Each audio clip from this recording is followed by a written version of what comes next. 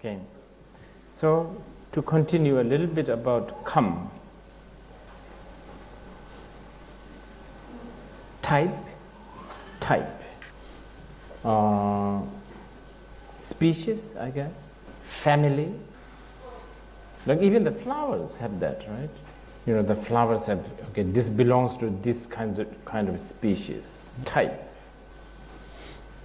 What's the German word? Art, Typ. What does those mean? It's one specific out of a general thing. Does it have the connotation that, it may not look like, but actually it is? No. Like cat. Tiger is a cat, right? But in our normal thinking of cat is small. It doesn't look like the big cat. You know, type. Yeah. That's mainly, okay, anyway, I think that's the, so when we talk about come, we're talking about that.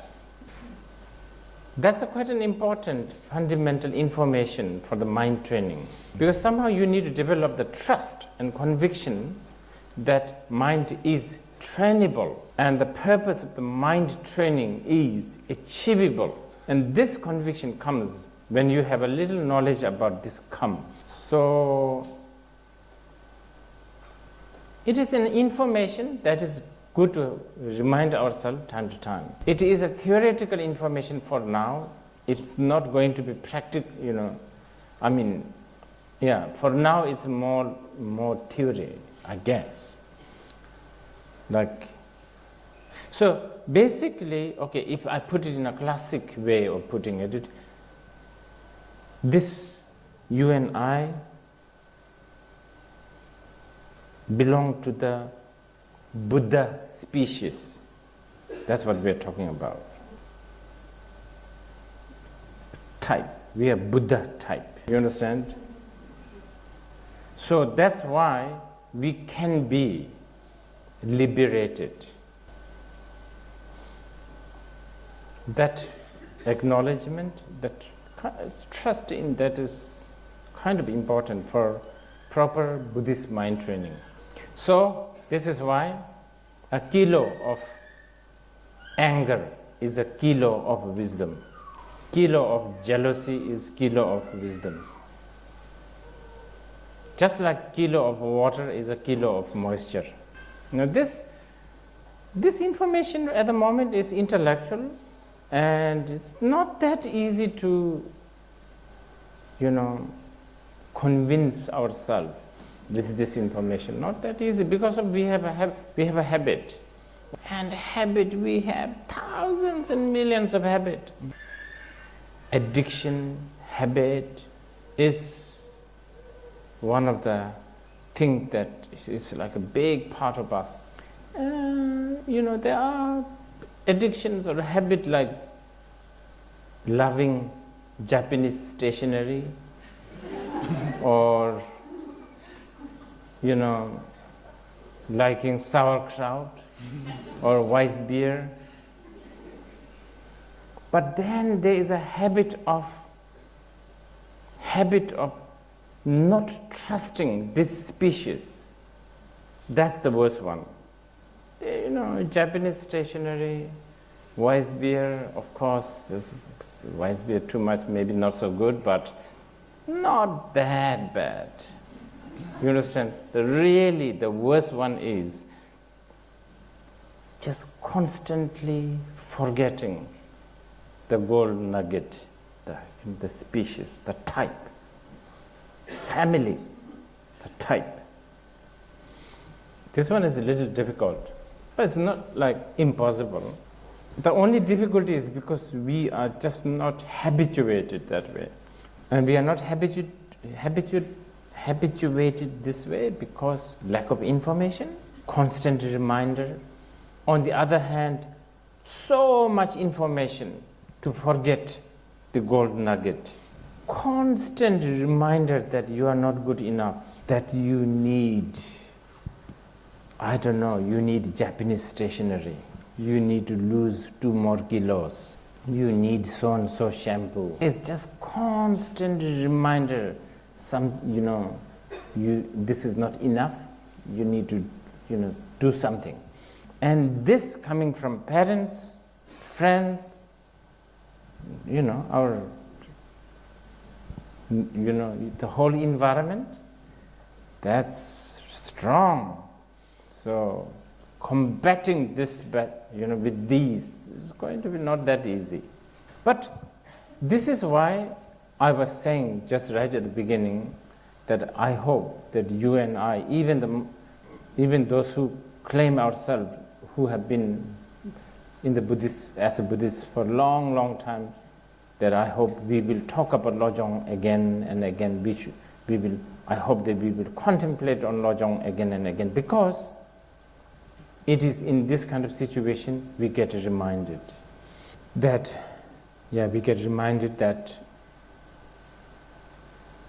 there's a gold nugget, that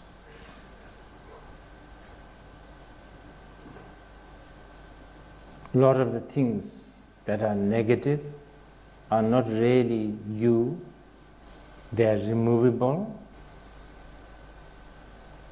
they are trainable, they are transferable, transformable, they are bribable, they are cheatable, they are outwittable. Is there such a word? Outwittable. You have to really outwit. And so that's really.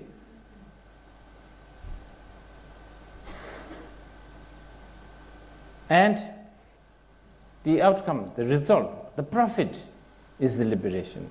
The liberation is overly used word, but I don't know, I can't find anything right now. Waking up, basically. Wake up. Waking up. In today's language, to do this. Not even so much, just a little bit this. Just that. And even if you do just this for once in your life, and you forget to do that, or you don't do this all the time, that's worth it. Because even the nostalgia of having done once this is going to make your life very, very shaky. I will tell you one of the reasons why I'm encouraged by many Western Dharma practitioners. I've seen many of them, their old habit of samsaric, endeavor is still there, but then the new information about gold nugget, blah, blah, blah, all of this is also there. So it is a war between this. That's the fantastic news. Das ist eine fantastische Neuigkeit. It's so good. This is the blessing of the Buddha. This conflict. And it shows that there is some sort of an unsettlement going on. This is fantastic. Because if you feel comfortable, if you are settling, if you feel even remotely comfortable, not so good. Not so good.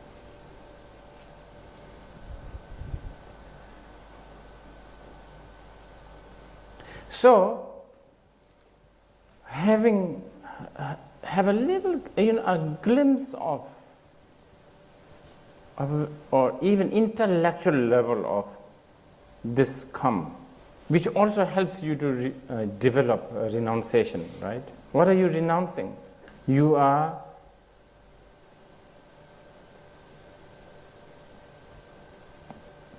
renouncing anything that is not gold nugget. Because those are valueless. Naturally, right? You will not be attached to lump of brass. Lump of what? Brass. Oh, yeah, or, I don't know, whatever. If it comes along the way and if it just doesn't cost you too much, why not use it? But it's not a big deal. So not making a too much deal with anything that is not gold nugget. I think that then generates some sort of a renunciation, really very sophisticated renunciation. You will, I think less about pension plan, Or even if you do think about, retirement plan, you will do it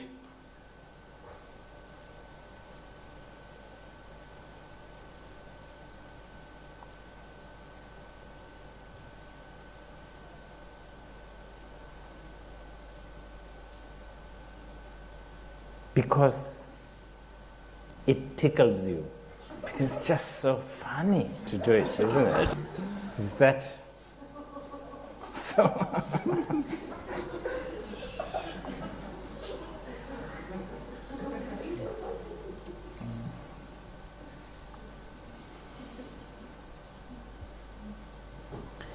Ndora semji chunyi do tame ine neme ju urbi chimbi tershin do mato sozi tribute pacha sumji busu do lenyen do ngachaji menang sibi tangji do during the moment it's just so beautiful chasing just Rinpoche's words. I cannot I'm not doing justice to everything what he's said here. We, like a destitute beggars whose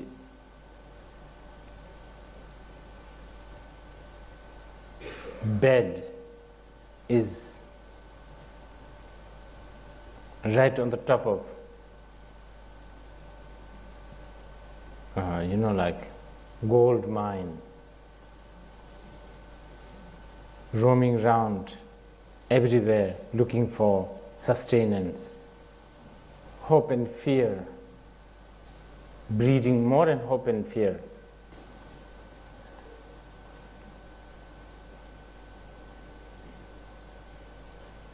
Keep making plans to live another 1,000 years. Keep shopping as if you are going to live another 1,000 years.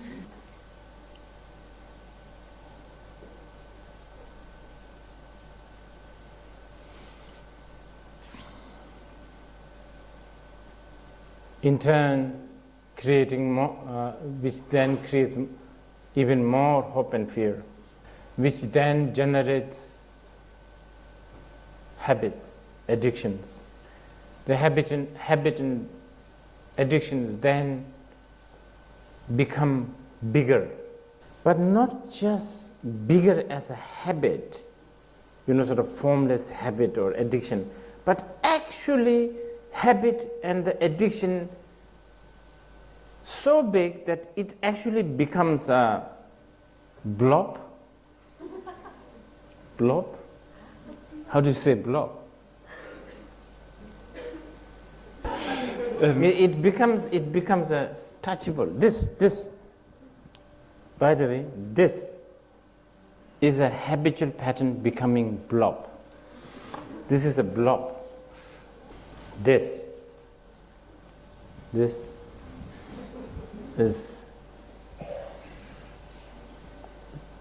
habitual pattern become blob, and it creates habit, it creates hope and fear. I bought a Calvin Klein underwear yesterday because the blob with the Calvin Klein gives you like 1 second of satisfaction. Yes. Yes. So actually, this is how these guys, they see, this as a blob. And not only this, then it extends outside. Car. Then of course, the relationship. Oh my goodness, the whole new world has opened. What is blob in German? I'm sure there's a really good word. Klumpen? Of all the people, sausage eaters should have that.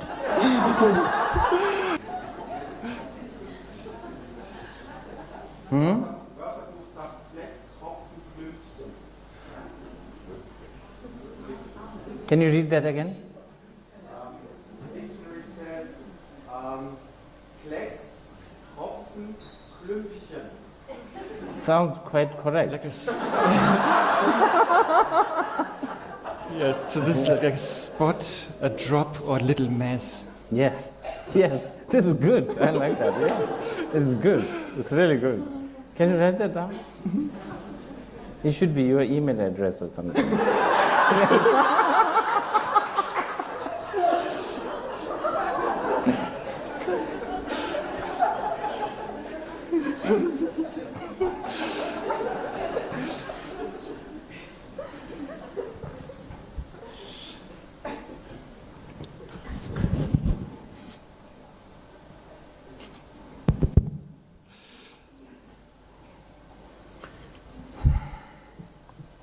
I'm just trying to express the word bhakcha, by the way, those who are Tibetologists.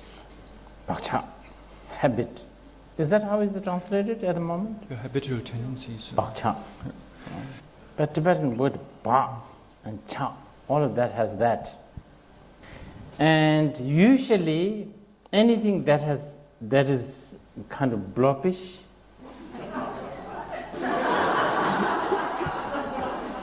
bloppy.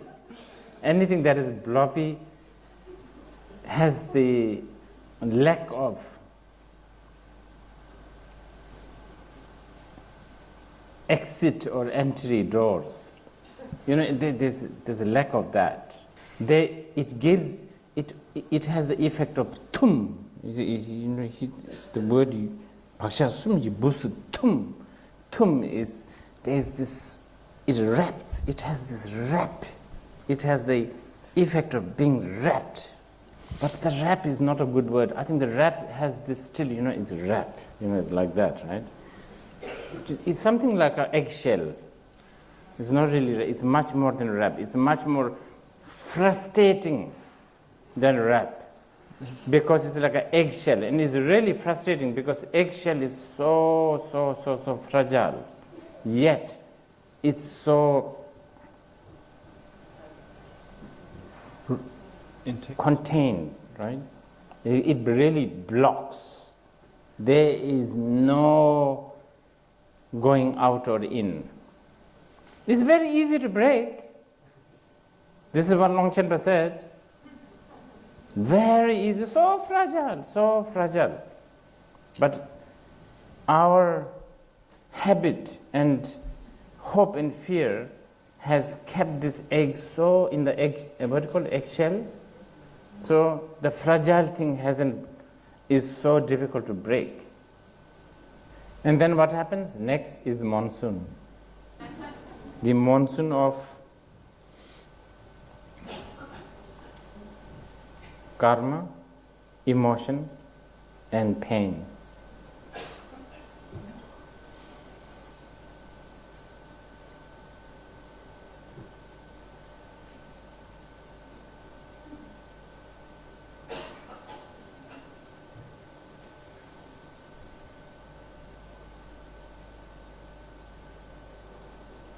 And the next is, I don't know how to put this.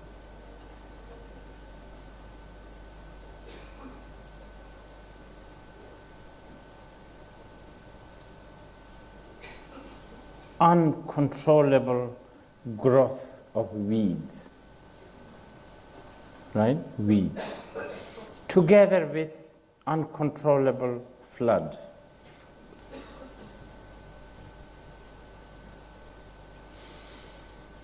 If you want to put a label on it, the perception of 6 realms. So right now, this very moment, you and I, because of the blob and all of that, you and I are just, you're at this very moment, we have the perception that we are in Berlin. It's incredible, isn't it? We have this perception that we are in Berlin. If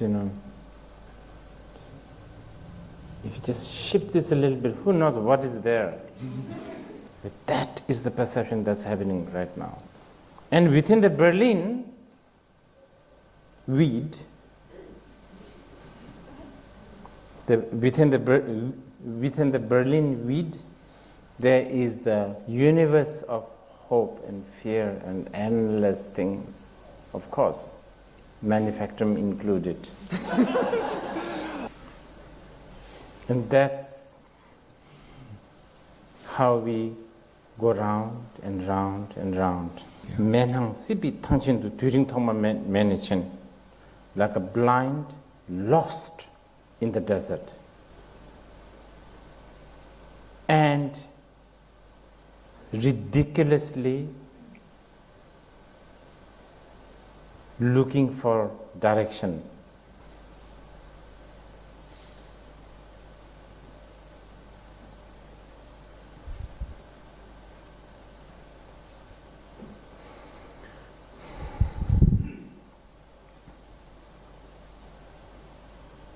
This is just the morning part is really to really give us some sort of a reason, or like some sort of a information that mind is trainable and we should train.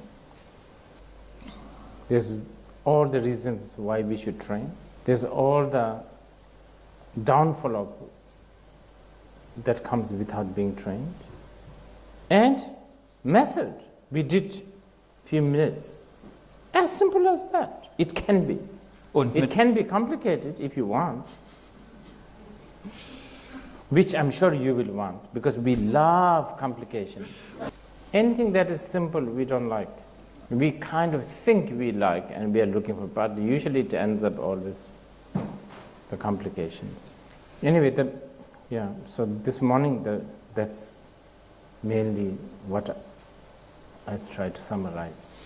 We have few more minutes, I think, if you want to ask questions. And this afternoon, when are we coming back? 2 o'clock? Yeah, around 2 we come back. And since then maybe I will talk a little bit more about technique. But as I said, many of you have heard this thousands of times.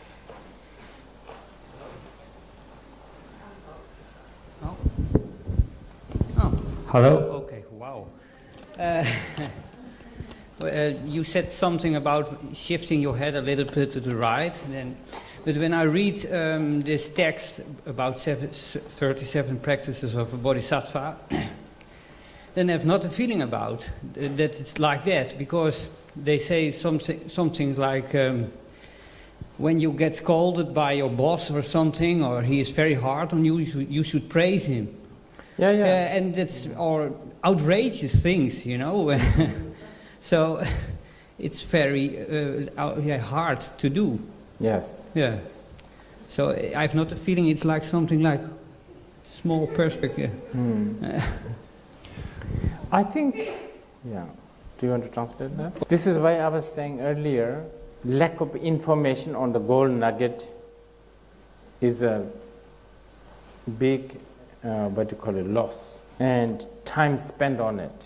Because if you can really help train your mind to think the other gold nugget, not just this gold nugget, then it should change your attitude. Yes, but you are right. On the standard mind training method, which we will discuss this afternoon, yes, there's all this, yes. Okay. It's also not, when you pursue this path in a very sincere way, when you read it and you think, I go through with it, yes, then you are socially not accepted. Yes. Then you are an outrageous person. Yes. This is why after a while you will have to decide, should you not care or care whether you are socially accepted or not. It's a little difficult, but good. Keep on doing it and keep on really being afraid of outcasted, and keep on doing the thing that will outcast you.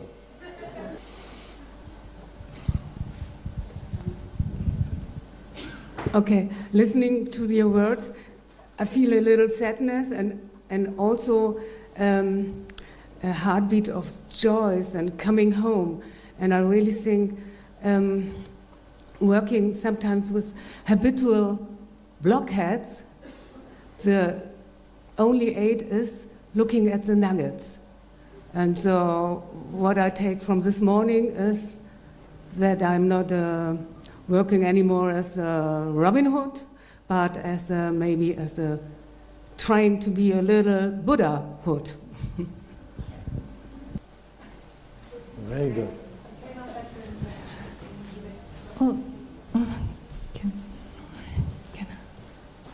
Yes. Oh, hi, Rinpoche. I have a question regarding to mind, because Buddha said that mind, there is no mind, and mind is clarity. And could you please explain a little bit in details what does he mean by clarity? Because in Chinese, this sentence will be 心无心是明. So 明, this Chinese word, has the meaning of something is clear or something knows. Something it knows, yeah? Yes. It knows, it understands, whatever. I want to ask, what's the object of this clarity? And what is the object of this clarity? And also, what's the relationship between this clarity and the concept of time?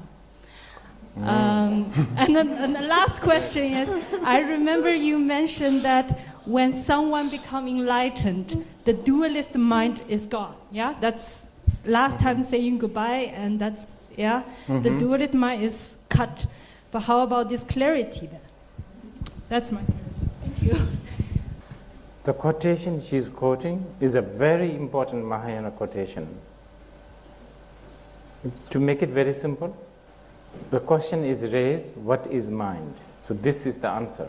Answer has three aspects, and they are contradictory, but that was the purpose. In fact, the three portion of the answer, mind, no mind, mind is clarity, is three turning the will of the Dharma in nutshell.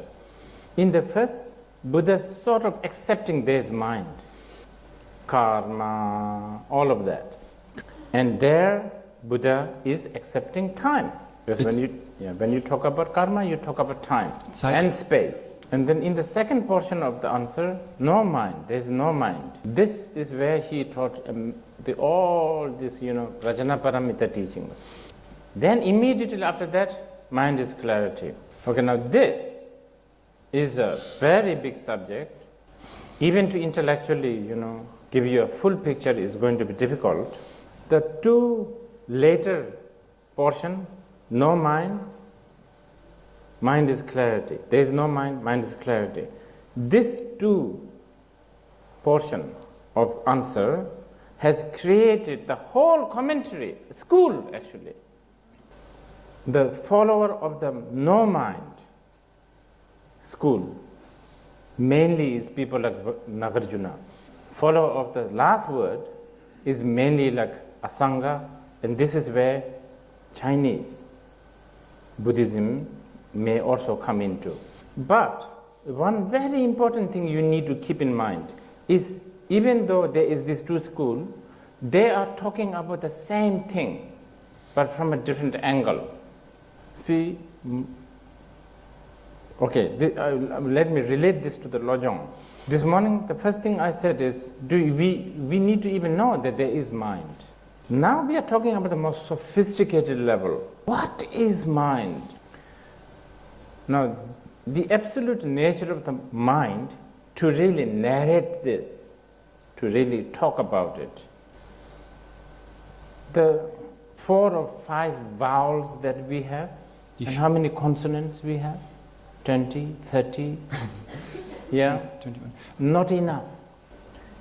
It's like cats with 2 vowels cannot speak Deutsch language. But they can get by with their 2 vowels. And cats' world is big. They have big world that we don't even know.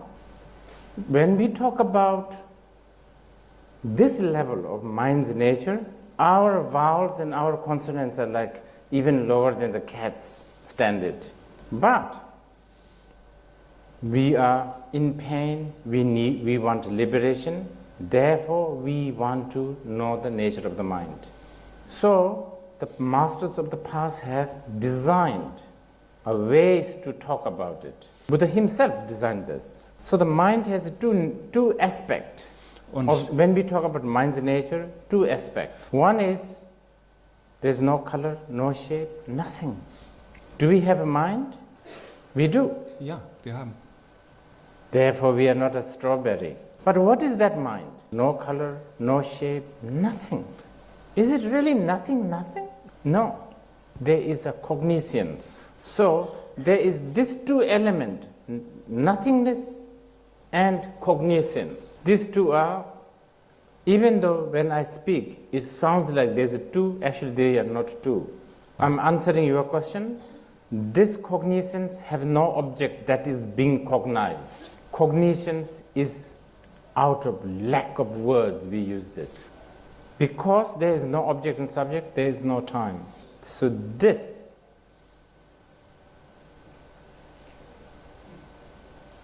clarity or knowing, I think the Chinese translation of knowing is very good, very good. But knowing not an object. Because if it knows an object, it's not an omniscience. If a knower knows an object, it's just being smart. An omniscience is not being smart. It cannot be cultivated. It is